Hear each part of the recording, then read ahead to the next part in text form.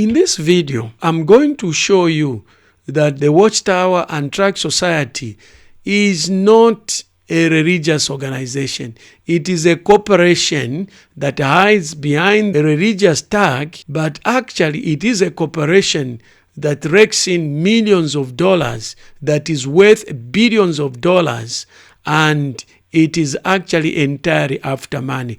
The recruitments that go on, religious activities that are going on, everything has to do with the bottom line, making money. We are now going to follow the money for me to show you that this organization is all about money.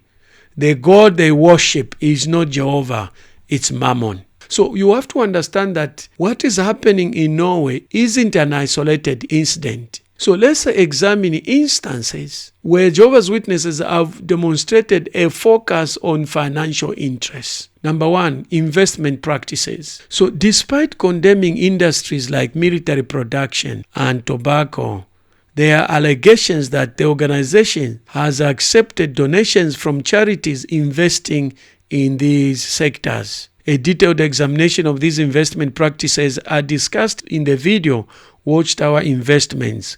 What do we know?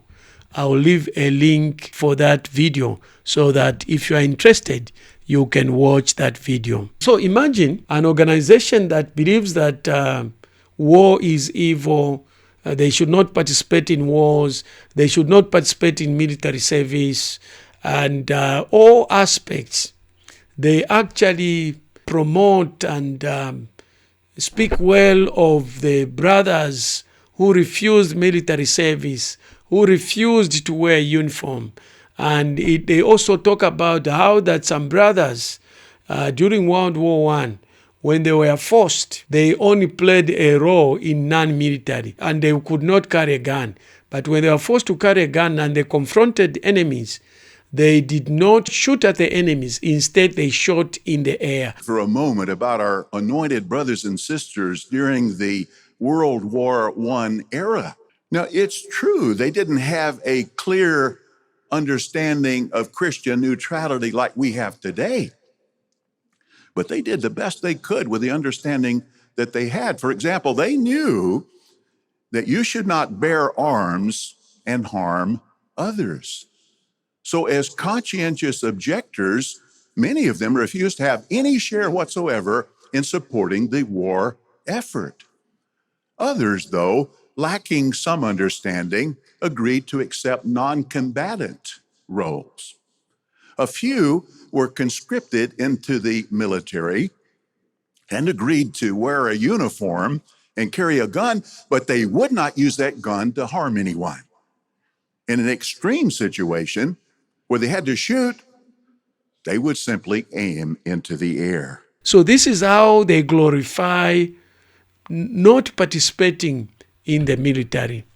And yet they accept donations from charities that actually invest in production of tobacco, in production of vaccines, in production of weapons.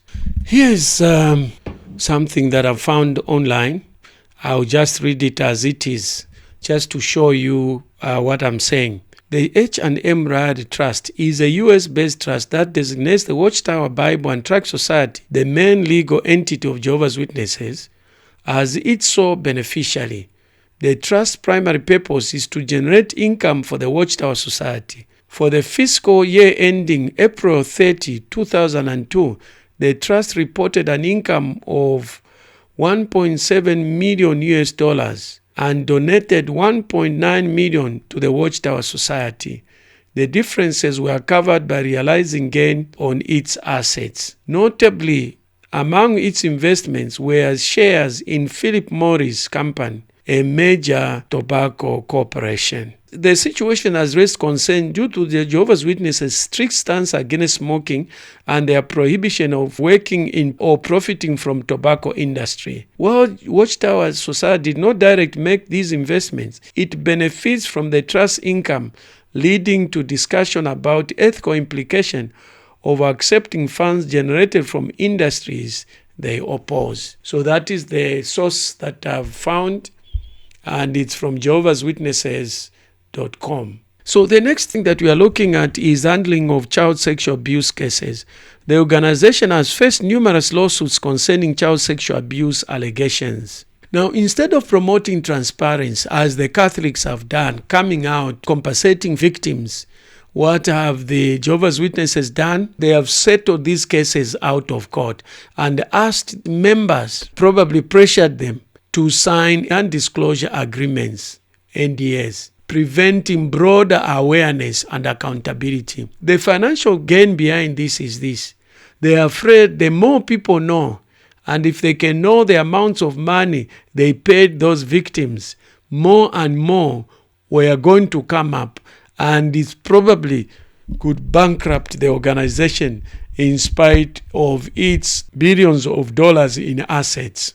The other thing is that the organization, according to The Guardian, has refused to surrender a database containing names of thousands upon thousands of alleged child sexual abusers. So instead of protecting the innocent, the children, the victims, the organization has protected the perpetrators, the pedophiles. Why? Because they are afraid of lawsuits and the financial implications as a result of this, and how much they would lose if families of all victims took the Jehovah's Witnesses to court. If you are enjoying this video, kindly do me a favor, like, subscribe, and smash that notice bell so that every time I upload a new video, you'll receive a notification. Let's continue with the discussion. The third shocking thing is Jehovah's Witnesses claiming the estates of Holocaust victims. Reports indicate that the organization sought to claim the estates of Jehovah's Witnesses who perished during the Holocaust.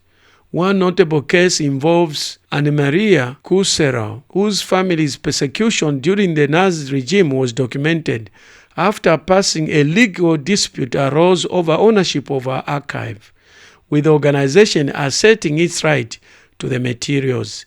This is from Wikipedia. We go to tax exemptions and real estate holdings.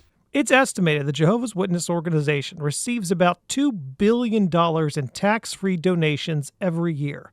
Evaluated, their worth is over $50 billion, making them far more wealthy than the majority of religions in the world. Investigations in Belgium and the Netherlands revealed that Jehovah's Witnesses benefited from tax advantages while maintaining strict financial control over local organizations. The central organization holds significant real estate assets, leveraging them for financial gain. Source: Journalismo Fund. Miracle Wheat scandal. In the early 20th century, founder Charles Tuzel Russel was involved in the Miracle Wheat controversy, where he was accused of profiting from selling wheat at inflated prices under dubious claims. Source: Wikipedia. Reliance on civil authorities during disasters. Jehovah's Witnesses teach their members to avoid worldly systems, but when disasters like fires or floods strike, they often tell their members to seek help from civil authorities, which are under the control of Satan. While the organization claims to provide some relief efforts, they also direct the members to seek support from civil authorities, the same authorities that are under the control of the system of this world and under the oversight of Satan. From their official website, they wrote, Jehovah's Witnesses often help when disaster strikes. We provide practical relief assistance to both witnesses and non-witnesses. I've come across videos and writings that allege that Jehovah's Witnesses mainly provide support to witnesses. No money is given to the homeless, women's shelters, orphanages, food banks, community outreach, medical clinics, not one penny. Where's it all go? Oh, they tell you. The preaching work, the brochures and magazines handed out on request. Yeah, for the single mother starving to death, a brochure is really what she needs. This is the same bullcrap excuse any swindler fabricates. We could feed them, but that only fixes the immediate problem. This reliance contrasts with their usual stance of remaining separate from secular institutions, highlighting a pragmatic approach when it benefits their members. So you see what is happening here is that Jehovah's Witnesses, to use a polite word, are pragmatic. When it suits them, the civil authorities come in handy for legal issues, to fight legal battles, to protect their interests, They point their members to go and receive help from these civil authorities. Jehovah's Witnesses play double standards, which means Jehovah's Witnesses are hypocritical. They condemn the civil authorities when it suits them, but they turn to the same when it suits them again. Let's examine the organization inconsistencies towards the legal systems. Jehovah's Witnesses have a complex relationship with legal systems. When they win cases, they often praise Jehovah, viewing victories as divine intervention.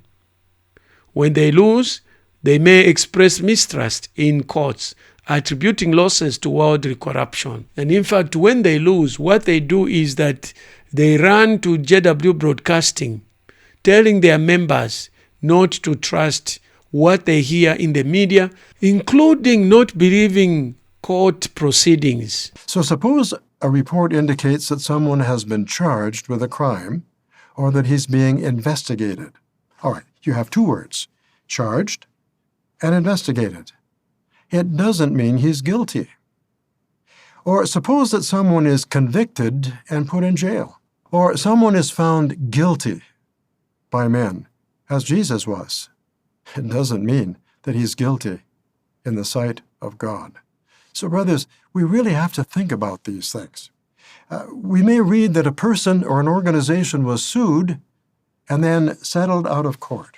This selective trust underscores the Jehovah's Witnesses' double standards. When it is convenient, relying on Satan's system is suddenly convenient. If you are enjoying this video, kindly do me a favor, like, subscribe, and smash that notice bell so that every time I upload a new video, you'll receive a notification. Let's continue with the discussion. Jehovah's Witnesses have a selective relationship with legal system. When they win cases, they praise Jehovah, claiming that it was divine intervention. When they lose, they blame the courts, calling them corrupt and part of Satan's system. Here is a short clip by the Jehovah's legal expert. And time and again, David, we've seen Jehovah's hand in our work. And when something favorable happens, rather than in any way thinking, well, that was because I did such a good job, the genuine reality of it is that Jehovah did a good job. When we obtain a legal victory or a development happens that's favorable to Jehovah's Witnesses, all thanks go to Jehovah, because in the years that I've been serving in the legal department, I can assure you that it is not because of the expertise of those of us who happen to have this privilege of service. This double standard is clear. If courts rule in their favor, it's proof that Jehovah is favoring them.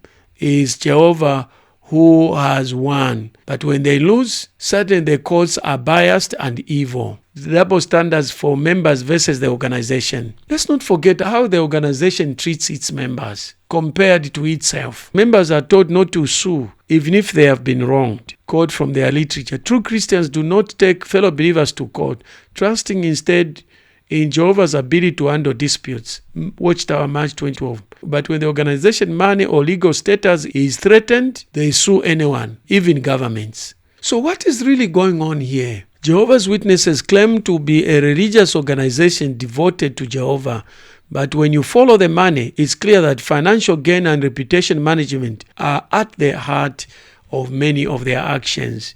They preach separation from the world, but their actions show that when it comes to protect their wallet, they are perfectly happy engaging with Satan's system. So is this really about protecting their faith, or it's about protecting their finances, their wallet? So what do you think? Are Jehovah's Witnesses standing up for their faith or for their money? Or are they just another organization that is chasing after money and control? Drop your comments below. I would love to hear from you. I treasure your comments and I read as many comments as I can and respond to many of them. If you have found this video eye-opening, don't forget to like, subscribe, and smash the notice bell so that you can receive a notification when I upload a new video. If you think that this video benefits another person, kindly share with him or her.